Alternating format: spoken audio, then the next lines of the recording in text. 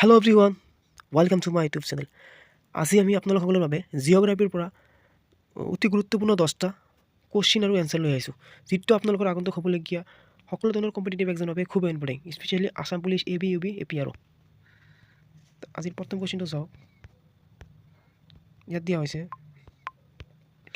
যে what is the total geographically area of Assam? অসমৰ মুঠ ভৌগোলিক এলেকা কিমান? অপশ্যনবোৰ দি আছে, আপোনালোকে গেছ কৰিব। মই ডাইৰেক্টলি কৈ দি আছোঁ। এইটোৰ এনচাৰ হ'ব অপশ্যন বি, ৭৮,৪৩৮ বৰ্গ কিলোমিটাৰ। ঠিক আছে, আপোনালোকে মনত ৰাখিব। তো কুৱেশ্যন নম্বৰ 2টো চাওক। কুৱেশ্যন নম্বৰ 2 দি আছে, অসমত কিমান ৰামচাৰ ছাইট আছে? How many Ramsar site are there in Assam? এইটোৰ এনচাৰ হ'ব অপশ্যন বি, এটা আছে, যিটো আমাৰ কি দীপৰ বিল। যিটো আমাৰ কি দীপৰ বিল, মনত ৰাখিব। যিটো আমাৰ দীপৰ বিল, এটাই আছে অসমত কি ৰামচাৰ ছাইট। তো নেক্সট কুৱেশ্যন চাওক। হাউ মেনি ডিষ্ট্ৰিক্ট ইন আছাম? অসমৰ মুঠ জিলা কেইখন? অসমৰ মুঠ জিলা কেইখন? 35খন। কিমানখন? 35খন। এইটো আপোনালোকে মনত ৰাখিব, খুবেই ইম্পৰ্টেণ্ট।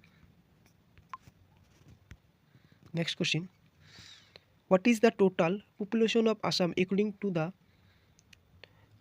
2011 চেঞ্চাছ নে 2011 চনৰ লোকপ্ৰিয় অনুসৰি অসমৰ মুঠ জনসংখ্যা কিমান? এইটো চাওক। What is the total population of Assam according to the 2011 census নে সেইটো আপোনাৰ কিমান আছে? অপশ্যন বি হ'ব। আমি জানো কি 3,11,69,272 জন।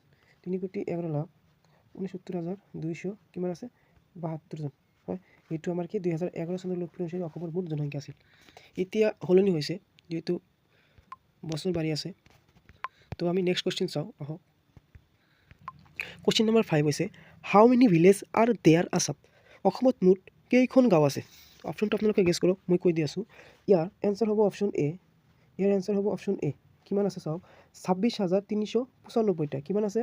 26,395খন অসমত কি আছে? গাঁও আছে। মনত থাকিব। নেক্সট কুৱেশ্যন, কুৱেশ্যন নম্বৰ 6, অসমৰ আটাইতকৈ পুৰণি কয়লা ক্ষেত্ৰখন কোনখন? এইটো কি আছে আপোনাৰ? মাকুম। অপশ্যন এ হ'ব ইয়াৰ কাৰেক্ট এনচাৰ। কি আছে? মাকুম। মনত ৰাখিব, মাকুম মনত ৰাখিব। কুৱেশ্যন নম্বৰ 7, অসমৰ আটাইতকৈ ডাঙৰ তেল শোধনাগাৰ কোনখন? ইয়াৰ অপশ্যনটো আপোনালোকে গেছ কৰক। ইয়াৰ অপশ্যন হ'ব চি, ডিপগৈ ৰিফাইনাৰী। আপোনালোকে এইটো মনত ৰাখিব, 19 শতিকাৰ শেষ ফালে ইয়াত খাৰুৱা তেলৰ আৱিষ্কাৰ কৰা হৈছিল আৰু 1836 চনত প্ৰথম তেল কুঁৱা খন্দা হৈছিল। কিমান চনত? 1836 চনত। মনত ৰাখিব, 1866 চনত। ডিপগৈত অসমৰ তেলৰ চৰ হিচাপে জনা যায়। অসমৰ তেলৰ চৰ হিচাপে কাক জনা যায়? ডিপগৈত জনা যায়। এইটো মনত ৰাখিব। য'ত এছিয়াৰ প্ৰথমটো তেল কোপ কৰা হৈছিল। আৰু ডিপগৈ তেল শোধনটো কিমান চনত কৰা হৈছিল? 1901 চনত। আৰু 1901 চনত আৰু এটা অসমৰ কটন কলেজ যিটো আছিল, কটন কলেজটো স্থাপিত কৰা হৈছিল 1901 চনত। মনত ৰাখিব, ডিপগৈ তেল শোধনাগাৰটো 1901 চনত স্থাপিত কৰা হৈছিল। তো এতিয়া কুৱেশ্যন নম্বৰ 8 লৈ আগবাঢ়ি আছোঁ। চাওক, তলত উল্লেখ কৰা এছিয়াৰ দেশসমূহৰ ভিতৰত অসমে কাৰ লগত আন্তৰ্জাতিক সীমা ভাগবতৰা কৰে? Assam share international border with which of the following Asian country? Option D হ'ব ইয়াৰ কাৰেক্ট এনচাৰ। অপশ্যন ডি হ'ব ইয়াৰ কাৰেক্ট এনচাৰ। অপশ্যন ডি হ'ব কাৰেক্ট এনচাৰ। ভূটান আৰু বাংলাদেশ। কি? ভূটান আৰু বাংলাদেশ। ভূটান আৰু বাংলাদেশ। মনত ৰাখিব, বি। কুৱেশ্যন নম্বৰ 9, অসমৰ কোনখন নদী অৰুণাচল প্ৰদেশত কামেং নামেৰে জনা যায়? অসমৰ কোনখন নদীক অৰুণাচল প্ৰদেশত কামেং নামে পৰিচিত, অৰ্থাৎ অৰুণাচল প্ৰদেশৰ মানুহবোৰ কামেং বুলি জানে?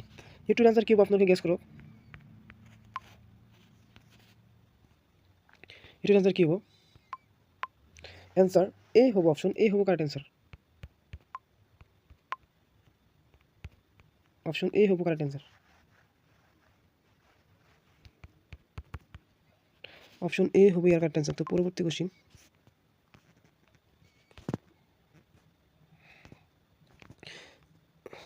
অপশ্যন এ হ'ব ইয়াৰ কাৰেক্ট এনচাৰ।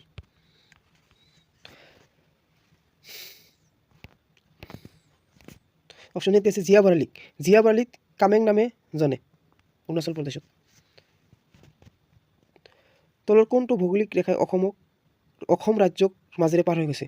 অসম ৰাজ্যৰ মাজেৰে পাৰ হৈ যোৱা ভৌগোলিক ৰেখাটোৰ নাম কি? এইটো এনচাৰ কি হ'ব কওক? ট্ৰপিক অফ কেঞ্চাৰ হয়। অপশ্যন এ, এইটোৰ এনচাৰ অপশ্যন এ হৈছে ট্ৰপিক অফ কেঞ্চাৰ। আপোনালোকে ঠিকেই কৈছে, ট্ৰপিক অফ কেঞ্চাৰ।